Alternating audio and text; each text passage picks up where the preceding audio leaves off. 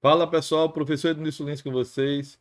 Pessoal, tem uma novidade aqui no canal. Olha só, toda vez que eu queria simular o Machine Expert Basic com o Factor.io, eu nunca conseguia porque essa cena aqui do Factor.io, ela é um controle PID. A gente não conseguia fazer isso aqui com o CLP virtual. Então a gente tinha que esperar que o CLP físico tivesse conectado para fazer isso, tá? Porém, eu criei aqui, olha que interessante, pessoal, aqui no Machine, eu criei um bloco de função do tipo PID, tá?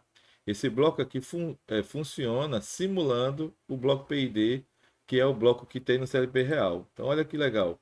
A gente tem aqui o simulador ligado, estou com ele aqui, ó, simulando, tá? Para simulador. Não tem uma CPU física, mas eu estou fazendo controle do meu nível aqui mediante o simulador, tá?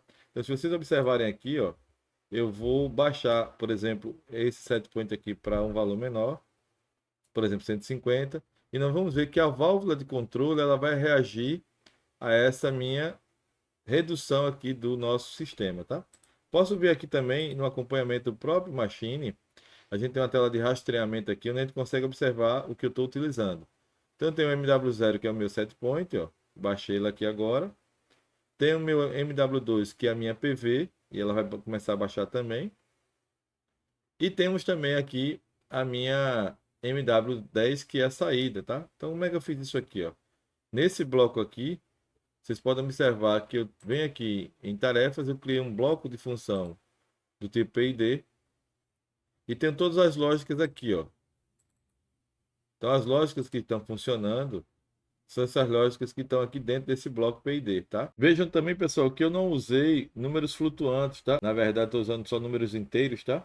E aí, por isso que a gente vê que a válvula ela abre assim um pouco maior, tipo 5, 6 e não 5,1, 5,2, tá? Então, por conta disso que eu tenho aqui as minhas equações, estão todas elas com o valor inteiro. Por isso que a gente não consegue ver mais detalhado, tá bom? Então, nas próximas aulas aí eu vou mostrar também com o número flutuante. E vocês podem observar aqui que eu estou usando o meu primeiro PID, né, no caso. E a gente vai fazendo modificações aqui para que isso aqui fique melhor ainda, tá? Mas já dá para a gente fazer aqui simulações com controle proporcional, integral derivativo, tá bom? Tem aqui as equações matemáticas que são simuladas, não são equações 100% precisas com relação à integral, à derivada, mas são operações matemáticas que a gente consegue simular o bloco PID e tem uma resposta bastante interessante para estudo, tá? Então, no final aqui a gente tem a MV sendo somada aqui as três parcelas que compõem o PID, né? Onde eu tenho a proporcional, a integral e a derivativa. E para que eu pudesse dividir aqui para esse valor variar de 0 a 10, eu coloquei uma divisão aqui na minha equação por 1000, tá? Então veja que é bastante interessante esse uso aqui. Olha só, aqui já está também o sistema aqui mostrando o gráfico de tendência, como é que vai se comportar. E aqui eu já tenho isso aqui funcionando e mostrando aqui que agora ó, o nosso valor está diminuindo, mesmo com a válvula de controle de descarga aqui, ela aberta. Eu pedi para o setpoint chegar em 150, ele está aqui fechando a válvula de controle, né? Para que eu possa manter o valor dentro do limite que eu quero, tá? Ó, chegou 150, ele já está controlando aqui. Se a gente olhar lá os ganhos de PID, eu coloquei uma tabela de animação aqui.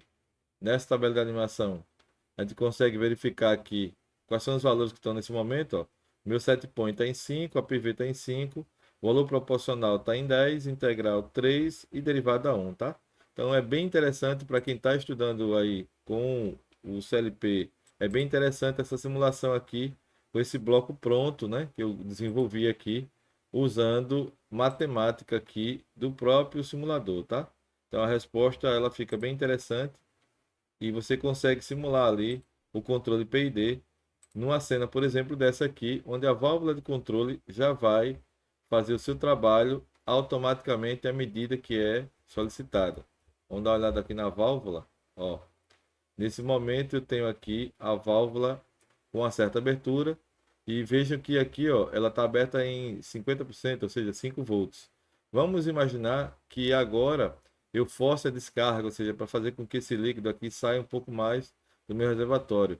Vamos forçar a descarga aqui e vamos ver qual é a reação que nós vamos ter na válvula de controle para manter o valor que eu preciso, tá? Então aqui, ó, a válvula de controle ainda está aberta em 5, mas observe que aqui, ó, o meu valor da PV, ela vai começar a cair. Então vamos ver que a gente tem aqui, ó, a PV caiu para 120, tá? Então o nível baixou. Então a válvula de controle vai ter que reagir, olha só, já reagiu, subiu aqui um pouquinho, tá? Foi para 6, no caso aqui seria 6 volts. E aí ela faz com que agora a válvula abrindo um pouco mais, tente buscar novamente o nosso nível. Se a gente olhar aqui no nosso bloco, deixa eu voltar para o bloco aqui que eu fiz. Aqui está na tabela de animação. Deixa eu abrir aqui a tela de animação novamente. Ela mostra aqui, ó, que a PV caiu para 3. Aqui eu tenho 5 e a saída está em 6 aqui, tá? Então no bloco PID também dá para a gente ver isso aqui.